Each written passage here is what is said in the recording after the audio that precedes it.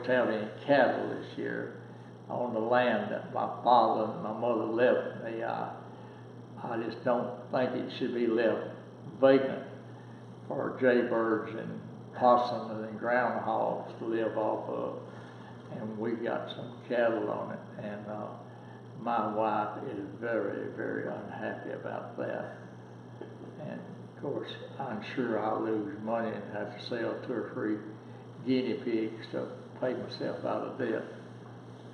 But everybody's been very good to me tonight, like Anderson Mount. I remember going to school with my mother substituting and Paul Rubel, I told you. And Anderson and Paul Rubel would play with me.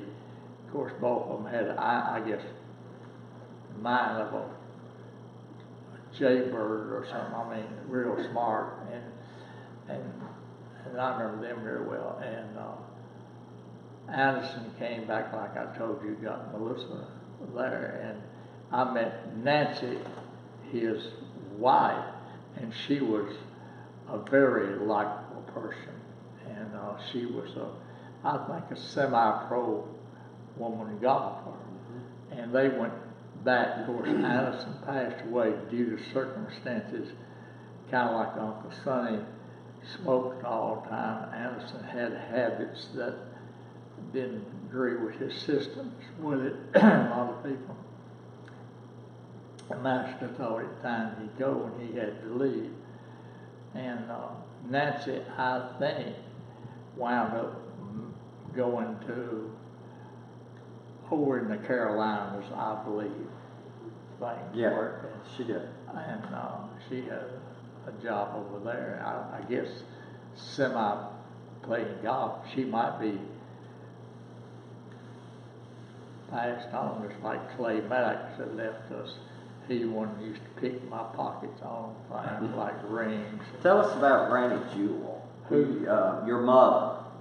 She, you told about teaching at Taylortown. Well, now my mother was very, like Mr. Pidge Willie. Mr. Pidge Willie, he was my godfather, whatever you want to call it, or something like that. He would always give us, me and Mary Lou, a silver dollar for our birthday and Christmas most of the time.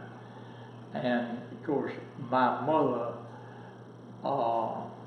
left here. My daddy had to go to school to get a high school degree. He had to go to Charlotte because they just had 2-year high school. I think the first year they had 4-year high school was in about 1923 or 21 or something like that. I do not know, but I'm just saying that. And my daddy met my mother over there, and I guess they married, and before they had any kids, few years went by. And my mother taught school. Well, she left here in 1922 or 3, went to Mercersburg School. I can't imagine anybody going to school. And of course, she stayed there 2 years, and at that time gave you a teacher's permit. Where did she start teaching? I'd say it's Charlotte. I would think. My mother and my daddy, he worked on a road there, and so they got married.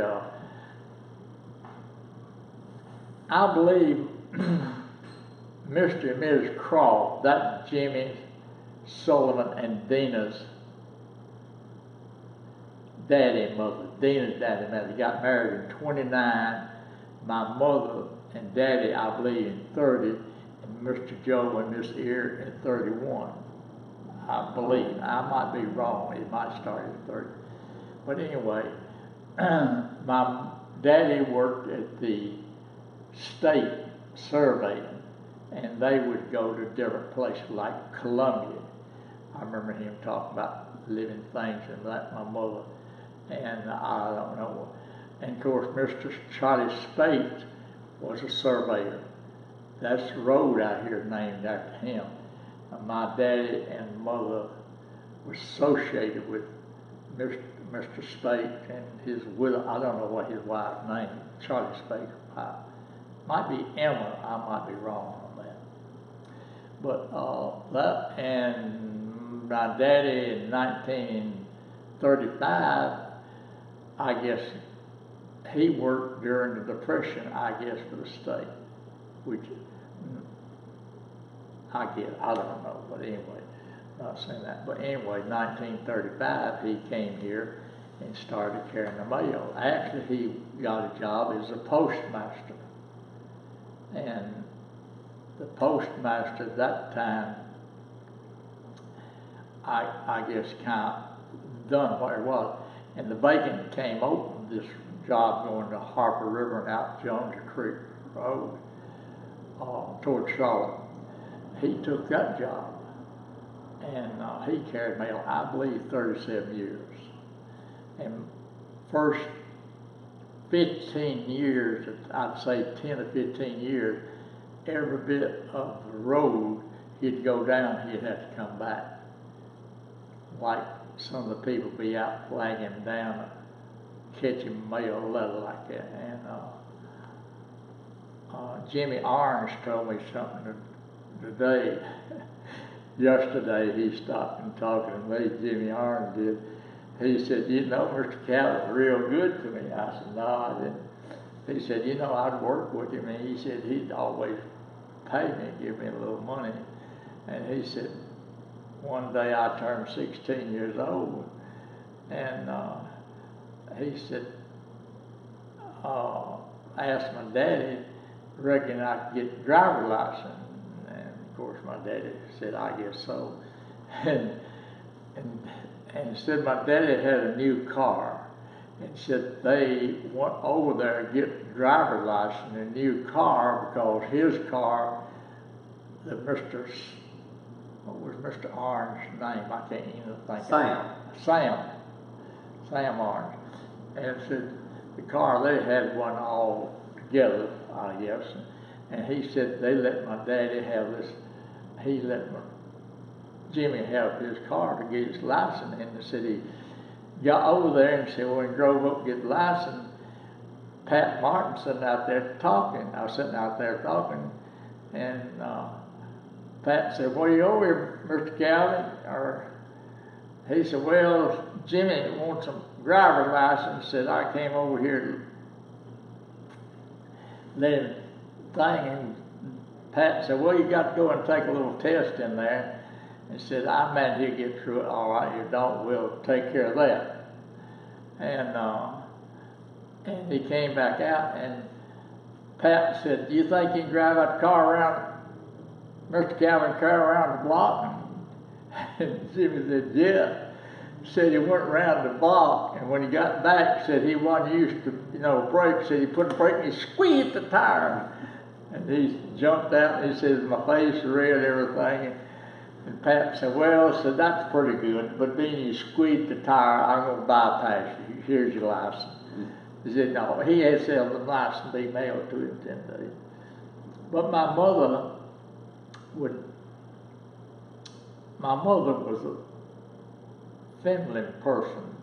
If it hadn't been for Aunt Alice, my next door neighbor, I guess she came up and helped. Mr. Guy, that was Aunt Alice's husband, and he worked with the railroad, and they had 3 kids, and one of them just passed way back here. I can't think his name of him. He came back and passed away. Anyway, Aunt Alice lived down there at White Oak Flat with Guy, and they came back here. I remember Reuben Butcher worked with the Corps engineer, and of course he's a cousin. We had 34 cousins in our family on my daddy's side. On my mother's side, talking about the cousin, we didn't have that many. Ray Fielder was one of the cousins. He one started East Hill Restaurant in 1948 or 9, and he was there until him and John took over, and John wound up having a controlling interest. And Ray quit, and Ray went up to the top of the town and worked a while, and then he had this, what do you call it, in his legs, vein, Civic, and they done an operation on that, and he never did get over that very well. Mm-hmm. And my mother, Ray, there was 4 of my mother's family, Christine and Ann and my mother and Ray Fielder. And Ray was the youngest, and he went up north and worked up there, and married, and they separated. And Marilyn came back here, Marilyn Field, and her and I started to go to school at Martin, Tennessee, University of Tennessee. Where all did your mom teach? Where did your mother teach? I remember she taught at White Bluff. White Bluff, mainly. She taught a little bit in other places for one day, but she taught White Bluff. She taught a while, then when Mary Lou came, she took a leave of absent, and then went back. And most of the time she taught, I'd say 2nd to 4th grade in that element. And people come up to me now and talk to me about, other day a girl come up to me and said, I remember your mother just as well as I do. She's the best person in the world. Said I enjoyed under, and said I always made good grades on her, and that was funny. And of course, just like Mr. Wagner Duke was the principal here, he was a cousin on my grandmother's side, on my Larkins family. My granddaddy and grandmother both was Larkins. See, back then, when you went out looking for something, you walk over 1 hill, 2 hills, about that 3rd hill, whatever you said, well, she looks pretty good, or he looks pretty good, I'll have her. But her name was Mary Tennessee, but her nickname was Tick Tennessee. And she lived there. And my grandmother, my granddaddy was crippled in the leather pipe, right? And my mother's daddy was a county over at Charlotte. He was trustee, or what is it where you do your your county court clerk.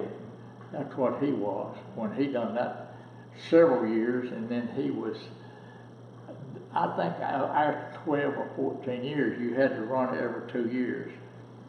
And somebody over on the far side of the county wound up beating him. But I lived in the home place over Charlotte.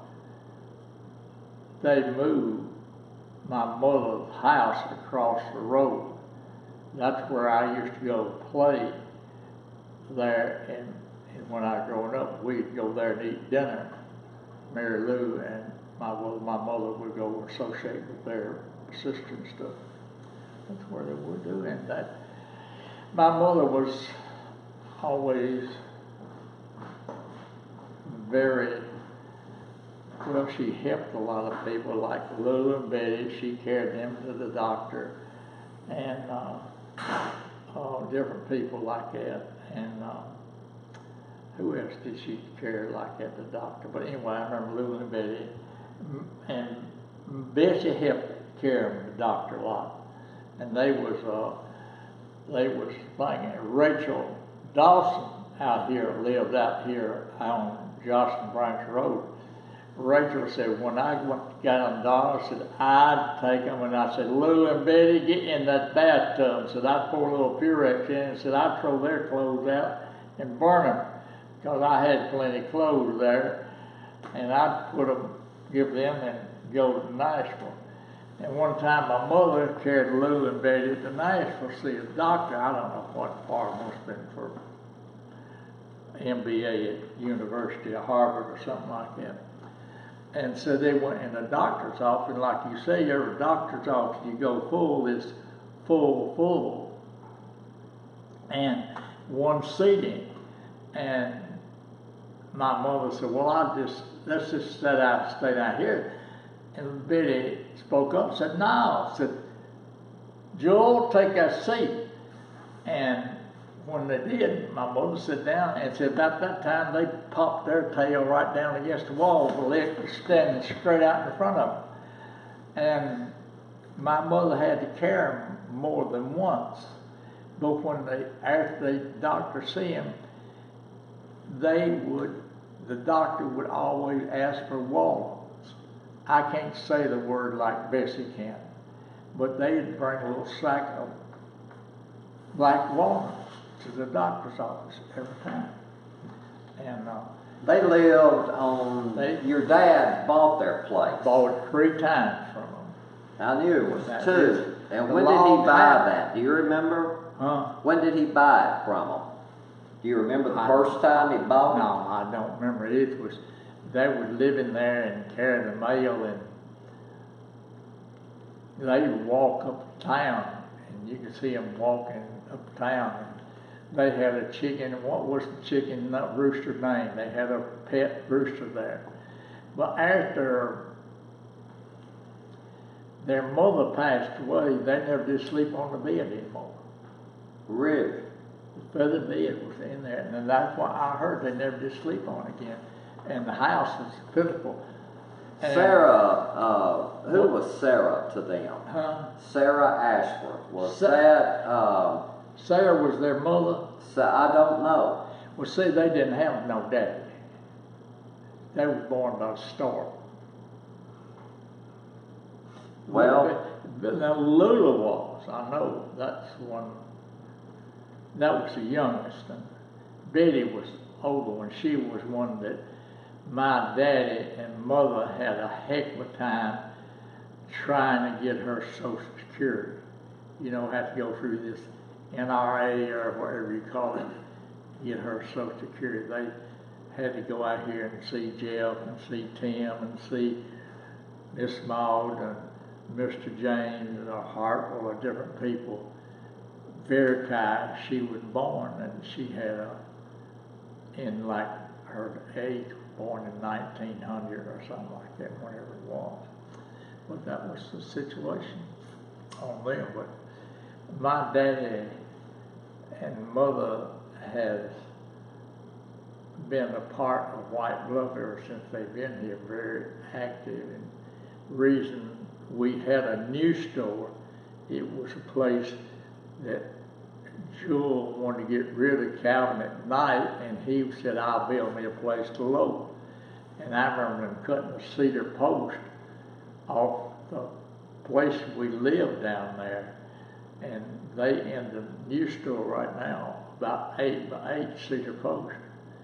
And Mr. Warner Well used to come plow down there, and he had a set of mule, and I called him Warner Well. I never did say that's my first word I ever said. But he actually lived at my grandmother and granddaddy's home place and worked there. And they where was that, Gale? Where LD lives. On Jones Creek. I want you to come by and see the house that Uncle Dodson tore down. See, Daddy wanted the place. And the sisters, it wasn't but 2 brothers and 7 sisters, and some of the sisters didn't live right around here, like Clara didn't live here, and one, 2, and they voted to. Alice already, I guess, had a place, I don't know where she was. But I remember Alice coming back here to live, I guess due to Uncle Guy having TB, and they wouldn't even let me look toward the house down there hardly. But when they dig in the septic tank, Reuben dug the septic tank, I'd go down there and kick dirt in with my feet. He never did appreciate me. When did your mom and dad, did they build or buy the house where you grew up in? Built the house and burnt down in 1951. Built the house.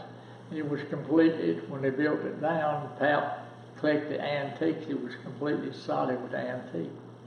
Had a clock in it with wooden works. Wow. Thing.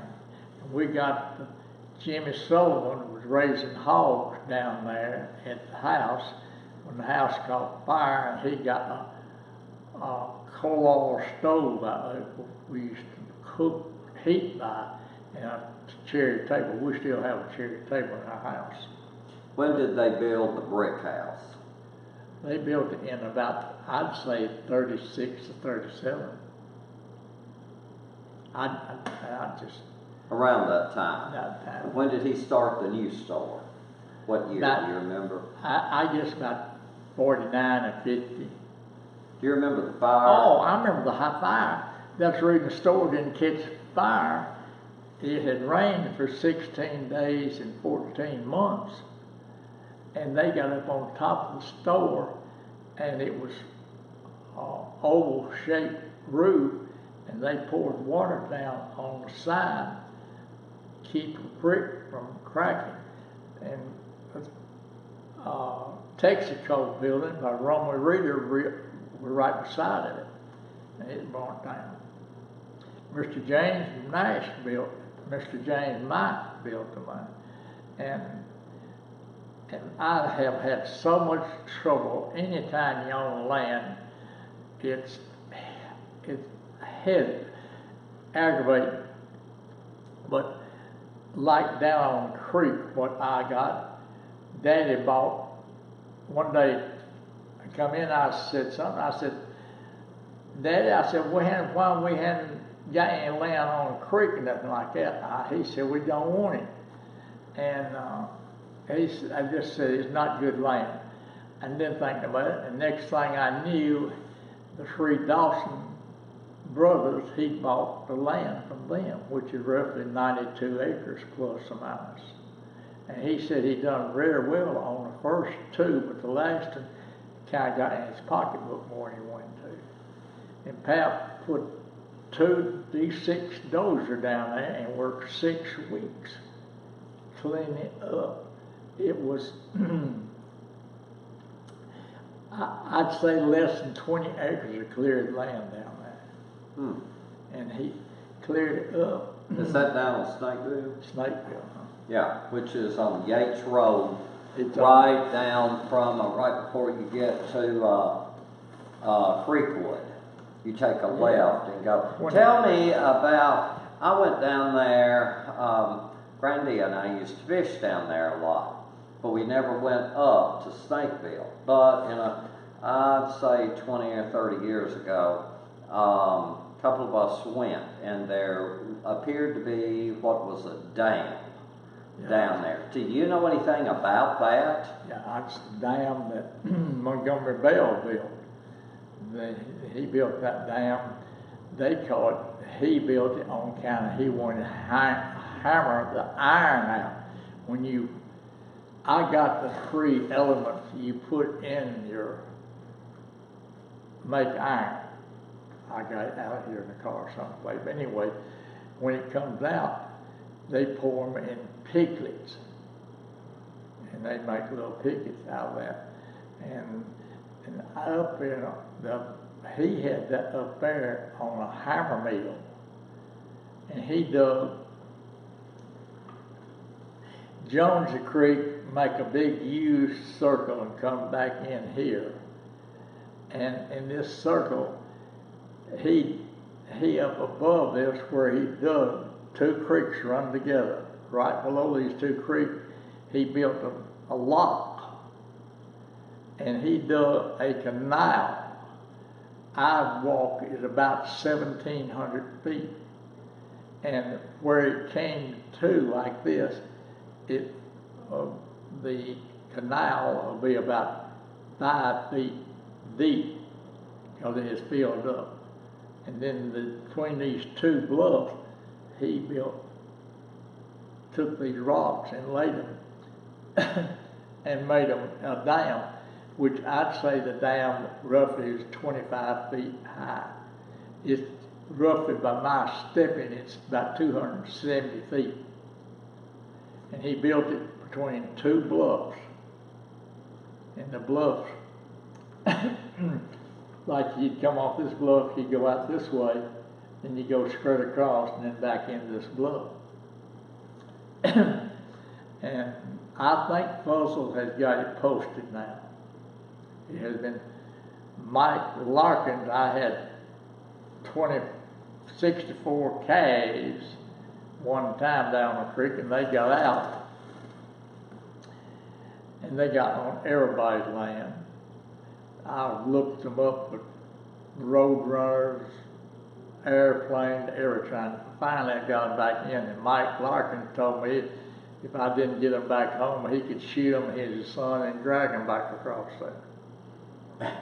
So anyway, we got them back home, and that was the story. But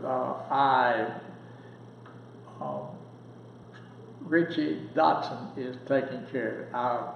With that land will go to James, and out there where Miss Ira and Joe live, 117 acres out there. Jason wants that, and the land. Pap had land from old Dickson Road in Nashville. He owned stock in the first trailer park put in Dickson County with Bill McClanahan, and he owned land from there to New Johnsonville. And last tract of land that was thing we sold in about 2002 or 4, and I forgot it was in Burns or in New Johnsonville. It was just different land. But my mother got Wagner Duke through school. Wagner would come, Wagner and Tommy Hodge started the first jewelry store in Dickson. Tommy owned the store, but Wagner worked for him. And he worked with him one day. He came home and he said, Jewel, I believe they were always friends, tried to go to school and start school. And I remember her helping him do papers day in, day out. And Bessie used to keep the kids, Rachel and Susan, I guess. Davy came along later, I guess. But Rachel and Susan would go in, and Wagner would come home and said he'd go straight to bed every day. He said, wouldn't matter when he got home, he'd go straight to bed and said, I either had to fix supper for him, said, and like that. Who all worked at the new store? Do you remember? Well, all one you won't remember is Emmett Tubby Martin worked up there, Wagner Duke worked up there, Doc William Hill worked up there, and Emmett C. worked there for 200 years, give all the meat away. We killed. Bessie said, why don't you kill a beef? I killed the beef. I worked an afternoon shift, got up at 4 o'clock one morning to go out, LD, help him kill it. Only thing we actually got out of the beef is one shoulder. The rest of the MC give away or spoil. So that last year we killed the beef. But anyway. Toddy worked up there in Eula. Toddy worked there. Yeah. Different. Mary Buttry. Mary Buttry, she worked there. Different. Bessie could tell you more people worked there. I remember.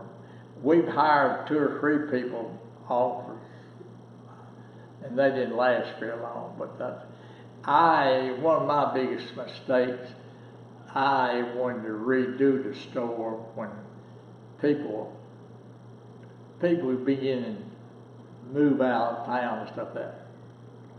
We redone the store, and it cost a good bit of money, and we hired 2 or 3 people after that to try to run it. And then I guess after that, Tubby ran it for a while after that. And he ran it, and then I don't remember Wagner ran it. I don't remember Wagner ever running it, but Doc William Hill ran it. And I enjoyed Doc. He went out to the park and worked the park. He was superintendent of the park. Yeah, for a long time. Well, it was William Hill. And Wade worked with the Corps engineer with Reuben. I don't know whereabouts, but anyway, he worked for him. And Jerry Vanderbilt, flew an airplane for Darrell Walker 33 years. He worked with Reuben, White Duke, Charles Wren, and who else I know? One more, somebody else. Joe Gale. Joe passed away. Terry Wren. Right. Really. And Jerry and his wife Carol, they go to Florida State every year, and they was the first. Jerry Vanderbilt, he is from from overseas. They first people brought the children here, and he started flying, and he flew Dale Walker's plane until he got through doing it 33 years. What do you remember about the town, Gale? The town? How was the town when you were little? I just remember all the stores in town. There used to be Kate Gardner. Kate Gardner used to be up there where the restaurant is today. And then she built a building out there beside the ballpark. And used to be Pat Beck, and he had a feed store right across the street, right on the other side of there. And then right across down from that, it was where Mr. Marvin Harris had a shoe shop in that place there. And then on down next, another house in between, I can't think who lived there, but the next house where lived their lady brick house, one Carter, what was her name? But she and her friend went to the World's Fair in New York. But back to the store, back there, when I was growing up, it was an Esso station over there. It was real good. And then it was the James building, a big, pretty building. Then the church, Methodist church, sat right there. And I believe the preacher's house sat across the road. Then across from the road was a yellow, orange-looking building. Somebody lived in it. And then down from that, it was a store, and they had like drugs and stuff like that. But over here in the James building, it was a place you get a haircut. It was a place you could have sold clothes, another place cosmetics. And my mother and daddy, I think, rented up on top when they married, after they married sometime in the James. I know Mr. Carmack Thomas did, but I'm thinking I don't know my daddy and mother. I shouldn't say that. I might be wrong on that. But down from that was my store. Then on down that was Kate Gardner's. New store wasn't there. Then it was. What was where the new store was? But before your dad built the new store, what was on that lot? Was there anything there? Old house, the well. Well on the store, in the store, covered up right now, thing that. But anyway, it was square lot. Behind that, over there, right behind it, that's where Aunt Alice and Clarence Larkins had a little old restaurant one time. Yes. Right? And on past that was where the theater, where Howard Joe Gentry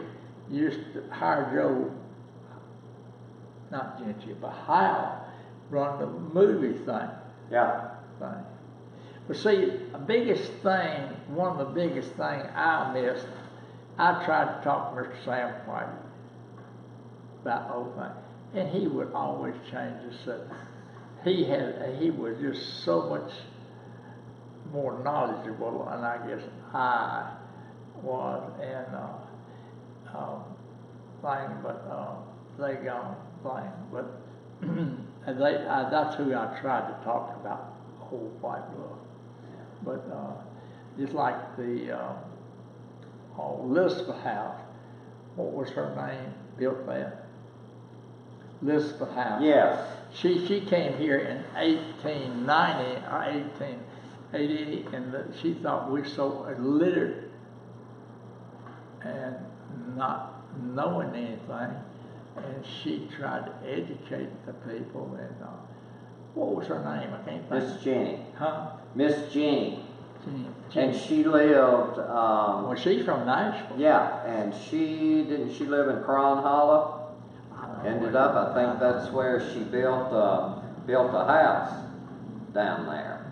Well, see, I've always wanted, I talked to Frank Puckett, of course, Milo was one of the few people left, but Milo, when it was Suffolk drill, see, they drill all over Suffolk, and it turned out. You know when that was? I don't know, I've always asked Frank, and I never could get Frank, like talking to Mr.